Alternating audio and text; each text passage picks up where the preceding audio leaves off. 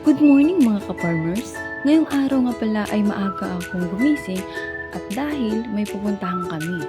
Pupunta kami sa Linang at sa Saka. Let's go! Pagkatapos na namin gumayak ng aming mga dalahin papuntang Linang ay nagsimula na kaming maglakad papunta roon. At ang kasama ko ay si Nanay Jocelyn. Ang dala nga namin mga ka-farmers ay mga pagkain.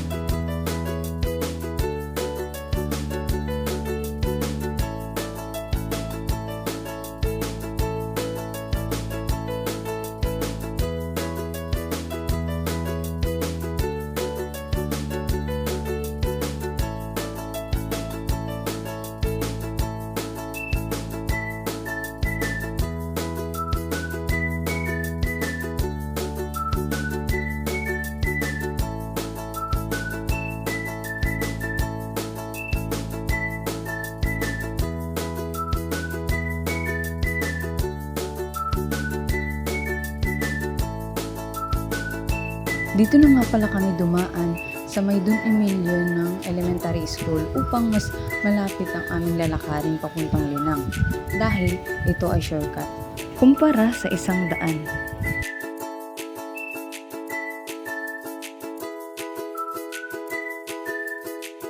So ayan si Inday ka-farmers, walang ligo-ligo at bagong gising. May dala nga pala ako ditong tuta na kung saan ito ay anak ng aming aso na si Duday. Ito nga pala ay dadali na namin palinang upang may bantay doon ng bahay. So ayan, malapit na kaming makarating sa may diversion ng bukbuk. Ito talaga ang aming ginagawa kapag wala akong pasok sa school. At nakasanayan na din namin ito tuwing umaga para maging healthy ang aming katawan. Ginagawa na din namin itong exercise.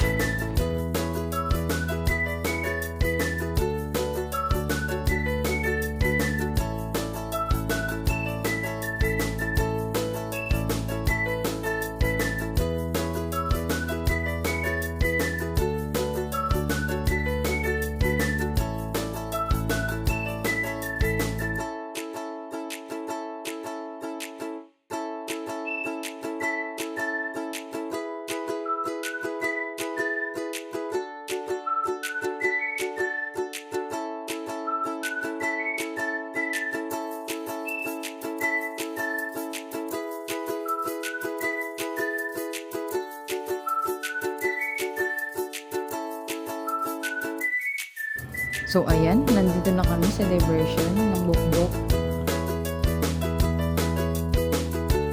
At ngayon naman ay tatawid kami sa kabila upang makapunta agad sa Linang. Hinihintay lang namin na dumaan ang truck at mga kotse. Pagkatapos nga namin makatawid sa highway, ay dito naman kami dumaan sa papuntang Linang na kung saan malapit na dito ang aming palayan.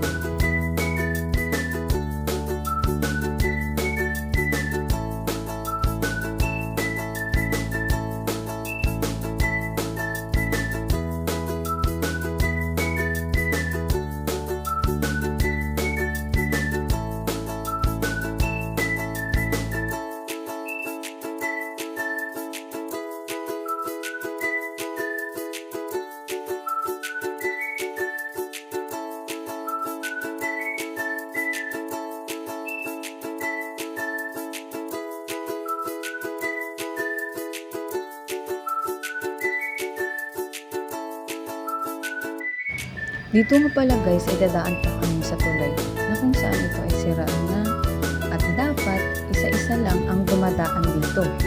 Bawal ang marami dahil ito ay masisira. Kita nyo naman guys na ang tulay ay siraan na. Hinintay ko munang makatawid si Nanay Jocelyn sa kabilang ilog bago ako sumunod.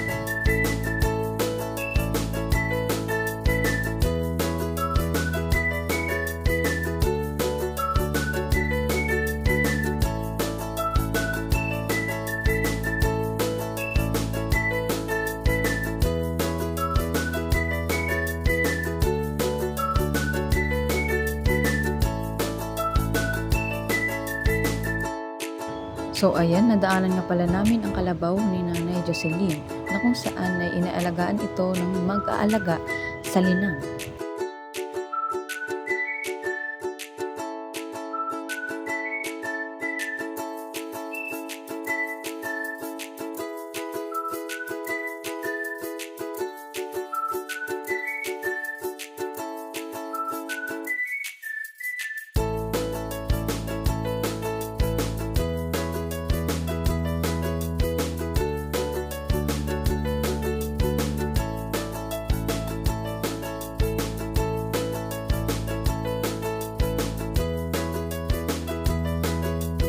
So ayan, si Tatay Tesyo nga pala ang nasa likod ko na kung saan siya ang nag-aalaga at nagmamanis ng palayan. Pagkadating namin dito ay sinalubong agad kami ng anak ni Duday sa una na aming dinala din dito sa Linang. So ayan, bali kinuha na nga ni Nanay Jocelyn ang dala naming tuta upang iiwan ito sa kanila at maging dagdag bantay rito. Ayun nga pala ang palayan ni Nanay Jocelyn na kung saan una ng inani yung nasa pinakang dulong kahon at ngayon naman ang aanihin ay yung mga hinog na palay.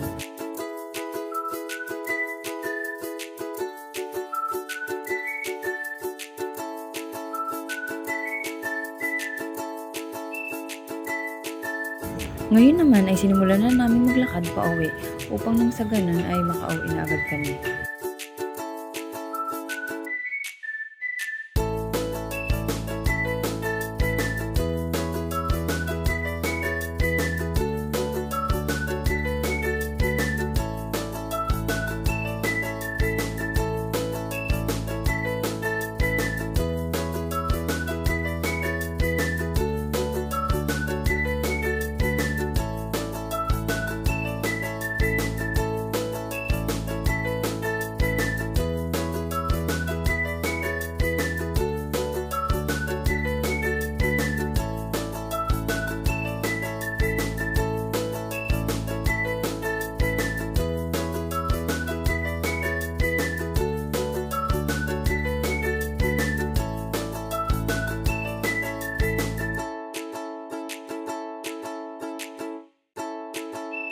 Nga pala, sa aming pag-uwi ay may dala kaming saging na kung saan ito ay bigay ni Tatay Tercio.